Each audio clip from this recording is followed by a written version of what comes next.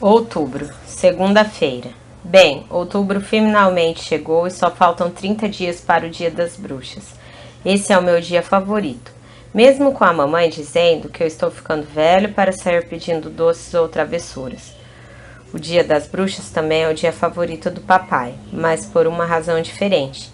Na noite do Dia das Bruxas, enquanto todos os outros pais estão distribuindo doces, o papai fica escondido nos arbustos com uma latona de lixo cheia de água. E se algum adolescente passa em frente à nossa casa, sai encharcado. Não tenho certeza se o papai entende o conceito de Dia das Bruxas, mas não vou ser eu quem vai estragar a diversão dele. Essa noite, abriu a casa mal-assombrada da escola de Crossland.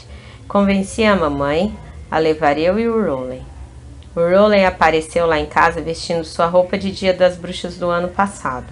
Quando liguei para ele, mais cedo, falei para ir com roupas normais, mas é claro que ele não escutou.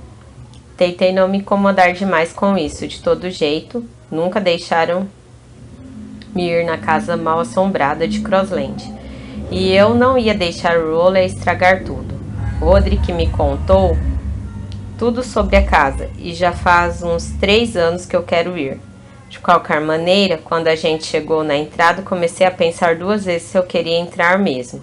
Mas a mamãe parecia estar com pressa para acabar com aquilo e empurrou a gente para dentro. Assim que a gente entrou, foi um susto atrás do outro. Tinha vampiros pulando em você, pessoas sem cabeça e todo tipo de coisa doida. Mas a pior parte era que se chamava Beco da Serra Elétrica. Tinha um grandão usando uma máscara de hóquei com uma serra elétrica de verdade.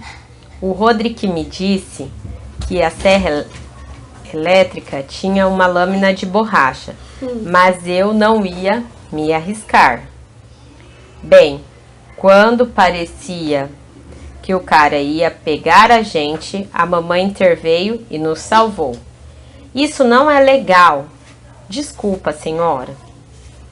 Ela fez um sujeito da serra elétrica nos mostrar onde era a saída e acabou ali nossa experiência na casa mal assombrada. Acho que foi meio embaraçoso quando a mamãe fez aquilo, mas só dessa vez eu vou deixar passar. Sábado, a casa mal assombrada de Crossland me fez ficar pensando.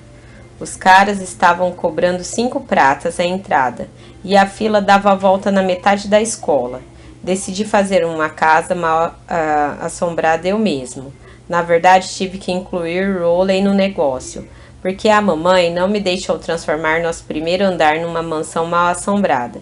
Eu sabia que o papai do Rowley também não ia ser louco pela ideia, então nós decidimos construir a casa no porão dele e não mencionar nada aos seus pais. Eu e o Rowley passamos a maior parte do dia bolando um plano genial para nossa casa mal assombrada. Esse foi nosso plano final. Então aí tem um esquema: Salão dos Gritos, Lago de Sangue, Poço Sem Fundo, Túnel dos Ratos, Labirinto das Mil Caveiras, Beco das Facas, Corredor das Mãos, Escorregador da Morte, Lago do Ácido e a Saída. Não quero me gabar nem nada, mas o que a gente planejou era muito melhor do que a casa assombrada da escola de Crossland. Nos demos conta de que iríamos precisar espalhar a notícia do que estávamos fazendo. Então pegamos uns papéis e fizemos um monte de folheto. Eu admito que talvez tenhamos exagerado um pouquinho no anúncio, mas precisávamos ter certeza de que as pessoas iriam mesmo aparecer. Casa assombrada com tubarões vivos, dizia o cartaz, né? Com um tubarão mordendo a perna do menino e ele gritando ai. Na rua Surrey 32, entrada 50 centavos às 3 da tarde. Quando terminamos de espalhar os folhetos pelo bairro, voltamos para o porão de Rowley. Já era 2h30 e nem tínhamos começado a montar a casa mal assombrada, então a gente teve que cortar umas coisas do plano original. Quando deu 3 horas, a gente olhou lá fora para ver se alguém tinha aparecido, e lá estavam cerca de 20 garotos da vizinhança esperando na porta do porão do Rowley. Agora eu sei que o folheto dizia que o preço era 50 centavos, mas dava para ver que a gente tinha chance de fazer um estrago. Então eu falei para os garotos que a entrada era 2 contos e que 50 centavos tinha sido um erro de digitação. O primeiro a soltar as 2 pratas foi o Shane Sinella. Ele pagou, nós deixamos entrar e eu e o Rowley nos posicionamos no Salão dos Gritos. O Salão dos Gritos era basicamente uma cama com eu e o Rowley de cada lado. Acho que talvez a gente tenha feito o Salão dos Gritos um pouco assustador demais, porque na metade dele o Shane se encolheu debaixo da cama. A gente tentou fazer ele se arrastar para fora, mas ele não se mexia. Comecei a pensar em todo o dinheiro que a gente estava perdendo com aquele menino empatando o Salão dos Gritos e soube que tinha que tirar ele de lá rápido. O pai do Rowley gritou... O pai do Rowley acabou descendo até o porão.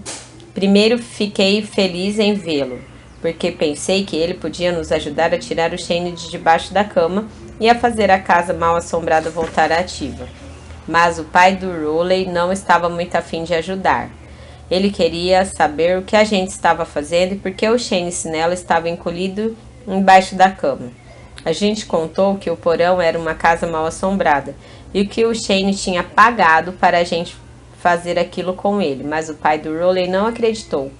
Eu admito que só dando uma olhada não parecia uma casa mal assombrada.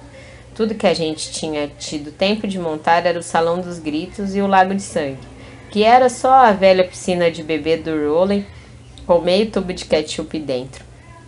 Tentei mostrar para o pai do Rowley o nosso plano original para provar que a gente estava mesmo fazendo uma operação legítima, mas parece que isso não o convenceu. E para encurtar a história, esse foi o fim da nossa casa mal assombrada. A boa nova é que já que o pai do Rowley não acreditou na gente, não precisamos devolver o dinheiro do Shane. Assim, pelo menos, ganhamos 2 pratas hoje. Domingo. O Rowley acabou de castigo por toda essa confusão da casa mal assombrada ontem. Ele está proibido de assistir à TV por 1 semana e me convidar para casa durante todo esse tempo. Essa última parte não é nada justa, porque isso é me punir e eu nem fiz nada de errado. Agora, onde é que eu vou jogar videogame? De todo jeito, me senti meio mal pelo Rowley, então essa noite tentei compensar as coisas para ele. Liguei a TV num dos seus programas favoritos e fiz um lance pelo telefone, para ele poder apreciar a experiência desse jeito. Uau! Olha o tamanho desse lança-chamas! Ah, deixa pra lá. Tentei ao máximo contar tudo o que estava acontecendo na tela, mas para falar a verdade, não sei se o Rowley estava sentindo todo o efeito. Aposto que essa parte vai ser engraçada. Opa, estava certo, foi engraçado. Terça-feira. Bom, o castigo do Rowley finalmente acabou e bem a tempo para o Dia das Bruxas. Fui até a casa dele para ver sua fantasia e tenho que admitir que fiquei com uma certa inveja. A mãe do Rowley deu para ele essa fantasia de cavaleiro que é bem legal, bem mais legal que a do ano passado. A roupa de cavaleiro dele vinha com um capacete, um escudo, uma espada de verdade e tudo. Nunca ganhei uma fantasia comprada numa loja. Ainda não sei o que eu vou vestir amanhã à noite. Então provavelmente vou inventar alguma coisa na última hora. Acho que talvez eu traga de volta a múmia de papel higiênico mais uma vez. Mas talvez não seja a escolha mais inteligente, porque acho que vai chover amanhã à noite. Nos últimos anos, os adultos da minha vizinhança têm ficado meio ranzinzas com as minhas fantasias bestas, e eu estou começando a achar que isso está causando um efeito na quantidade de doces que eu tenho conseguido. E você é o quê? Um cowboy. Mas eu realmente não tenho tempo para fazer uma boa roupa, porque tenho que traçar o melhor caminho para ir com o Rowley amanhã. Este ano eu bolei um plano que vai nos dar pelo menos o dobro dos doces que ganhamos no ano passado. Dia das Bruxas. Faltava cerca de 1 hora para a gente sair e eu ainda não tinha uma fantasia. Nessa hora eu já estava seriamente pensando em ir de cowboy pelo 2º ano seguido. Mas aí a mamãe bateu na porta e me deu uma roupa de pirata com tapa-olho, um gancho e tudo mais. O Rowley apareceu lá pelas 6h30 com a fantasia de cavaleiro, mas não parecia nada com o jeito que ela estava ontem. A mamãe do Rowley fez um monte de melhorias para a segurança e nem dava mais para saber o que ele deveria ser. Ela cortou um buraco na parte da frente do capacete para ele ver melhor e o cobriu com toda uma fita adesiva que refletia a luz. Ela também o fez usar um casaco de inverno debaixo da roupa e trocou a espada por um mini bastão brilhante. Peguei minha fronha e fomos saindo, mas a mamãe não parou antes que passássemos pela porta. Quero que leve o Manny com você. Eu devia saber que tinha uma pegadinha quando a mamãe me deu aquela fantasia. Falei para ela que eu não ia levar o Manny de jeito nenhum, porque a gente ia bater na porta de 152 casas em 3 horas. Além disso, a gente ia passar pela rua Snake, que é perigosa demais para um menino como o Manny. Eu nunca devia ter dito essa última parte, porque quando vi, ela estava falando para o papai ir com a gente, para ter certeza que a gente não poria os pés fora da nossa vizinhança. O papai tentou se livrar dessa, mas quando a mamãe põe uma ideia na cabeça, é impossível fazê-la desistir. A gente nem tinha saído da frente da casa quando apareceu o nosso vizinho, o Sr. Mitchell, e o filho Jeremy. Então, claro, eles foram junto com a gente. O Manny e o Jeremy não iam nas casas com decorações amedrontadoras, que eliminou praticamente todas do nosso quarteirão. O papai e o Sr. Mitchell começaram a conversar sobre futebol ou coisa do tipo, e toda vez que eles queriam argumentar alguma coisa, paravam de andar. Assim, a gente estava parando numa casa a cada 20 minutos. Depois de umas 2 horas, o papai e o Sr. Mitchell levaram as crianças para casa. Fiquei feliz, porque isso queria dizer que eu e o Rowley podíamos nos apressar. Como minha fronha estava quase vazia, eu queria aproveitar o tempo ao máximo. Um pouquinho depois, o Rowley falou que precisava tirar a água do joelho. Fiz ele segurar por mais 45 minutos, mas quando a gente chegou na casa da minha avó, ficou claro que se eu não deixasse o Rowley ir ao banheiro, a coisa iria ficar feia. Então eu falei para ele que se não estivesse de volta em 1 minuto, eu iria começar a comer os doces dele. Depois disso, voltamos para a estrada. Mas já eram 10h30 e acho que nessa hora que a maioria dos adultos decide que o dia das bruxas acabou. Dá um pouco para notar porque é quando eles começam a abrir a porta de pijama e olhar feio para você. Resolvemos voltar para casa e recuperamos bem o tempo depois que o pai e o Manny foram embora. E eu estava bem satisfeito com a quantidade de doce que tínhamos conseguido. Quando a gente estava na metade do caminho, uma picape veio acelerando rua abaixo com um punhado de adolescentes dentro dela. O garoto que estava na traseira tinha um extintor de incêndio e quando a picape passou, ele abriu fogo.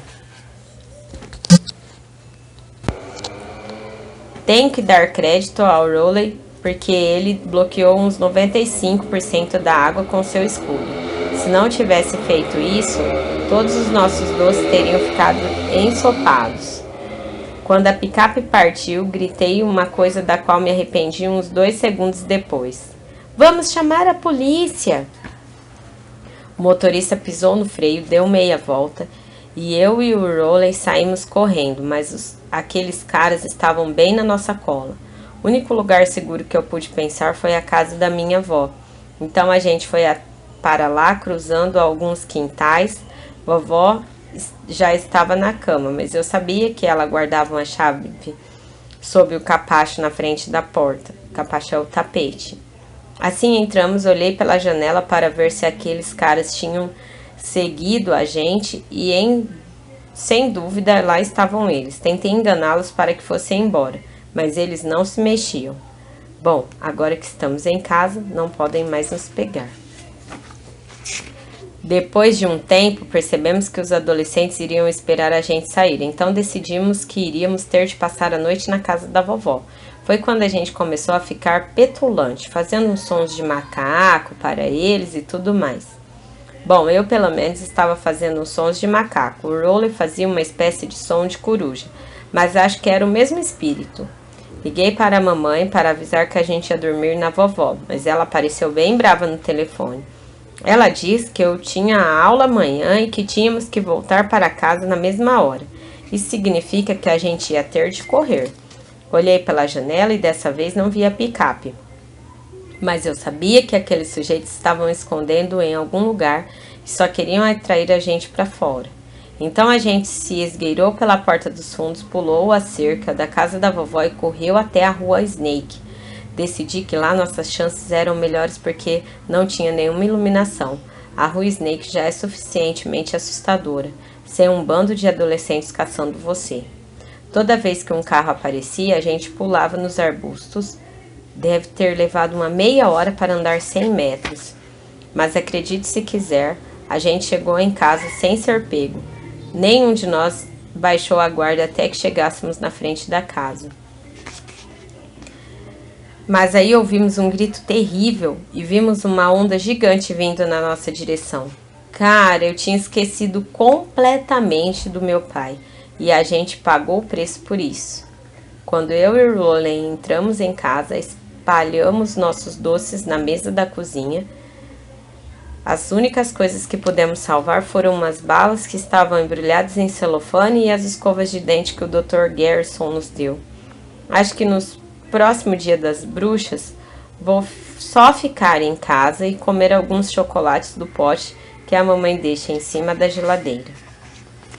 Muito obrigada por me ouvir. Até o próximo capítulo. Se você gostou, curte, compartilhe, deixa aí seu comentário. Até a próxima.